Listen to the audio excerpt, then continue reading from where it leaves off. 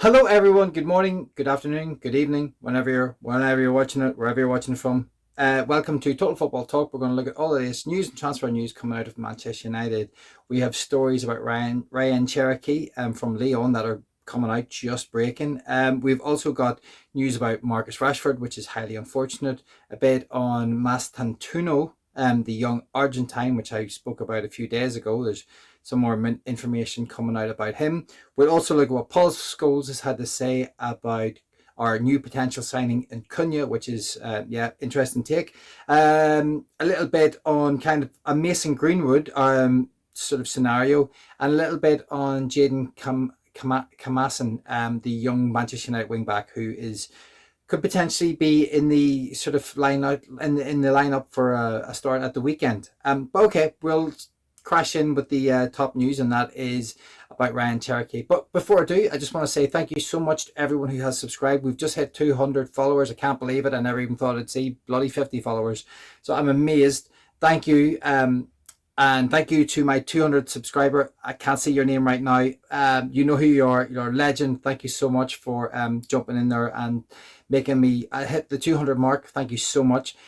If you're new to the channel, if you want to join the tribe, hit the old subscribe button, bottom right hand corner of the screen, and if you can if I can get 10 thumbs up on this for hitting 200, that would be amazing. 10 likes, 10 thumbs up on this video, that would be amazing. But let me crack on with the news. So apparently Manchester United, the Rayan Cherki story has kind of drifted for a little while, but it's now kind of it's raising its head, and Manchester United and Spurs are the current front runners to sign Rayan Cherki from Lyon, and the asking price is 30 to 35 million euro. I'd love to get your take on this. What do you guys think? Would you rather have Rayan Cherki or Delap? Who would get into the comments? Who would you rather have? If you had to choose between those two players, if I could run a poll, I would. I just haven't got the facilities. Maybe I'll do one after.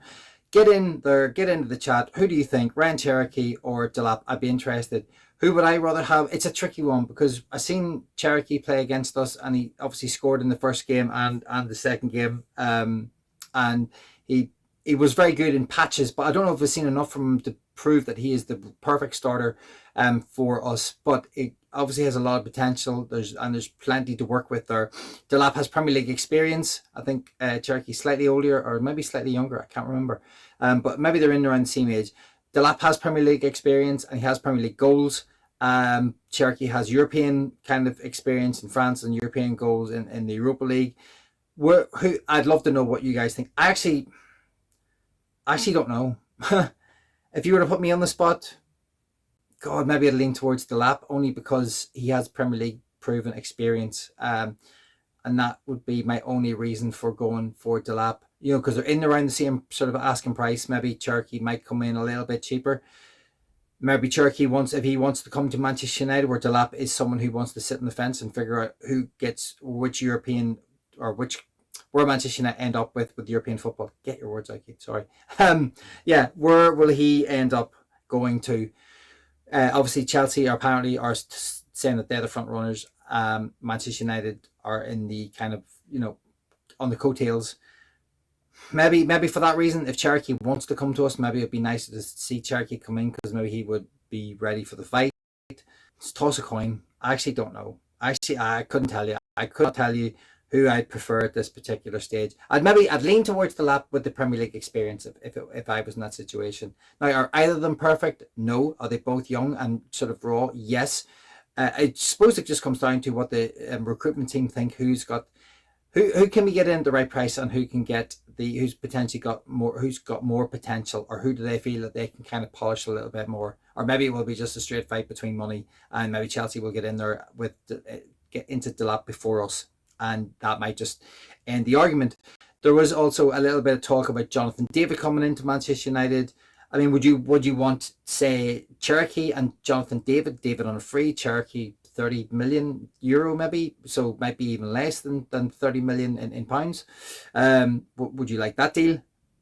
There is options out there. I don't know whether the best options in the world, only time will tell, but that's what's kind of happening at the minute. Cherki, I mean, Manchester United and Spurs are both in the same position. We're rubbish in the league. We're right beside Spurs. Are actually below us in the league. They're having even a worse league season than us. And obviously we're going to be playing, well, we could potentially be playing them in the Europa League final. And if it comes down to, us getting to the Europa League final, them getting to the Europa League final, who's going to win that one? Difficult. I just think they've beat us 3 times this season. Law of averages, we're due a win against them. We have the mentality to win a cup final. I'm not sure they do. But yeah, that's a long way off. Bilbao's coming up on Thursday night. I'm drifting off my point. Cherki, it would be an interesting one. Maybe if we don't get to that, maybe Cherki will be the one that we go for. Okay, now this is some unfortunate news. Apparently Marcus Rashford has picked up a hamstring injury, which could keep him out for 5 to 6 weeks. The frustrating thing here is Rashford was doing quite well. I don't know whether this is going to scupper his chances to make a move to Aston Villa. I actually don't think Aston Villa is his next dream move. I think he wants a big move. I think he probably wants Barcelona or PSG. I don't know whether he's going to get either of those clubs. I do think that this hamstring injury is going to hinder him. We may end up seeing Rashford back at Manchester United, which is something I don't want to see, only from the point of a footballing point of view. Rashford has a lot to try and he's got to manage a lot sort of mentally, and obviously he was seen at the boxing event the other night where Chris Eubank was fighting Conor Benn, and the lad's entitled to do whatever he wants. Sometimes maybe his timing isn't great. He's injured and he's seen out at one of these big events. I mean, really, is he meant to stay at home and kind of stare at a wall all night? I don't think so. So I don't think there's I don't think there's too much wrong with that. Unfortunately, Villa have kind of gone through a little bit of a bad period. They got knocked out of the FA Cup, they got knocked out of Europe, so it's been a bit of a kind of a downward spiral for them in the last few games. Rashford obviously now picked up an injury, and for us that's not good, because I think we need to be able to move Marcus Rashford on to help purse our transfer budget and reduce the wages massively. And Rashford being injured hinders that, because he may end up having to come on the tour, and if he does, then that prolongs his transfer, etc. And it just becomes another problem that Ruben Amorim does not want to have. He will not want to take Marcus Rashford on the tour, because that's a massive headache for him, and he won't want that. So that's where we are with that one. We will move on to Manchester United, Real Madrid, Paris Saint-Germain are all in for Franco Mastantuono, the young Argentine kid. £38 million release clause. You can't get him until December. That's the news that's coming out at the minute. If you buy him now in the summer, you can't get him to December. They've said that until the end of their league season. He's very good. People are talking about Messi. He doesn't play like Messi. He reminds me more of a Riquelme type player, very skillful, drifting as a 10, maybe off the front man. 17-year-old cutting it up in the in the Brazilian league at the minute, in the Argentinian league at the minute. Absolutely fantastic. He scored a brilliant free kick. If I can link it in the description below, I will do. Absolutely fantastic free kicks. Been doing the round on social media. Unbelievable. Kid's got a world of potential, but it's a 17-year-old kid for £38 million where you can't get to December. Are Manchester United going to do this deal? No. Paris Saint-Germain and Real Madrid are obviously interested. I'm sure they don't also want to spend that kind of money. Maybe if United were going to spend that money, it would be like a Euro deal and we would get him, but I don't think that's going to be the case here. I just think it's maybe a bit of agent talk, and it's pushing his price tag and his publicity up at the minute. But he is obviously a talent, and it'll be interesting to see where he goes. Whether he comes to United or not, I don't think he will. Like to see us go in and do that deal. But 38 million is a big gamble. You'd want to try and get it for a bit less than that, but I don't know if we will. Okay, this is what Paul Scholes had to say about Cunha, who is our leading transfer kind of target at the minute. Matheus Cunha is obviously an athlete, and he's got the quality with 15 league goals this season. I just worry that any signing coming to Manchester United at the minute just feels like such a bad place to come. Now, Paul Scholes has obviously got a massive kind of audience to, he's got a massive audience that he's talking to. And I'm just concerned that we need our ex-players not to be absolutely slating us. We know how bad we are, but we know that we want to try and get back up the league. Now, I can't imagine previous players before Alex Ferguson came in, or when Alex Ferguson first came in, kind of talking the club down and saying it wasn't a good club, and when we were absolutely dreadful in those kind of late 80s stages when Alex Ferguson was trying to turn the club around. He would have been absolutely disappointed. I can imagine if players had been coming out saying Manchester United wasn't the place to come. Obviously, we realise how poor we are. We know that we have got to increase the standard. We've got to push back up that league. We've got to sign players like Cunha, because I think he's a great signing for us.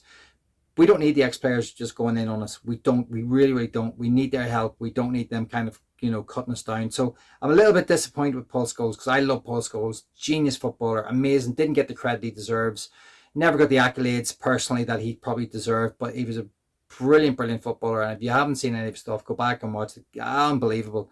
One of the best midfielders of his generation. Yeah, and I just think it's disappointing that he's coming out with that comment. But get your comments in below. Do you agree with Paul Scholes? Do you think he's right, or do you think he's wrong? Do you think our ex-legends, or how are they treating us in the media? Because I think there's a massive debate to be had about how they're all talking about it. And then finally, we'll go into, there was a little bit of, I don't quite have the still, but Jonathan David is going to be moving. Marseille are opening talks with Jonathan David. And if they open in talks, then maybe it means Mason Greenwood could move on. If Mason Greenwood moves on, we'll get half the fee, which could be more money in our bank. But again, ifs, buts, and maybes. So this is the next little bit of information we have, and this is Jaydan Kamason, 18-year-old, a potential option for the right wing back after Diego Dalot got injured, and he could miss the rest of the season. Now, Kamason, I've seen him a few times in the under 18s, the under 21s. Fantastic young player, really, really good. Powerful on the right hand side, got skill, can get up, can get down, can defend well, knows how to attack, knows how to put a cross in the box, and he gets the odd goal here and there, as he did in the quarterfinals against Arsenal. Brilliant goal he scored that night. Cracking player, full of potential. Would love to see him come in, would love to see him get minutes, and if Dalot's not there, he could be another cracking player for the future. And maybe he's one of those that he comes in, he does well, and maybe we sell on for £4 or £5 million. I don't like that. I don't like the way that we're moving with young players and having to do that. I don't agree with it, but maybe that's what the club are going to do to generate funds going forward, especially if the likes of Marcus Rashford and Jadon Sancho come back, which could be an absolute headache for Ruben, because he does not need those. He's got enough headaches going on as it is. Okay, guys, that's your 12-minute roundup of news. Thank you very much for joining me. Please hit the old subscribe button, bottom right-hand corner of the screen. If you've got any comments on anything I've talked about, thank you for everyone who has commented. Thank you for all the views. I'm loving it. I'm absolutely over the moon. I'm delighted how this little channel's going. Hopefully, I'm getting better at this. Time will tell, but we'll keep going at it. Okay, guys, I'm going to end it there. Thank you, and catch you tomorrow.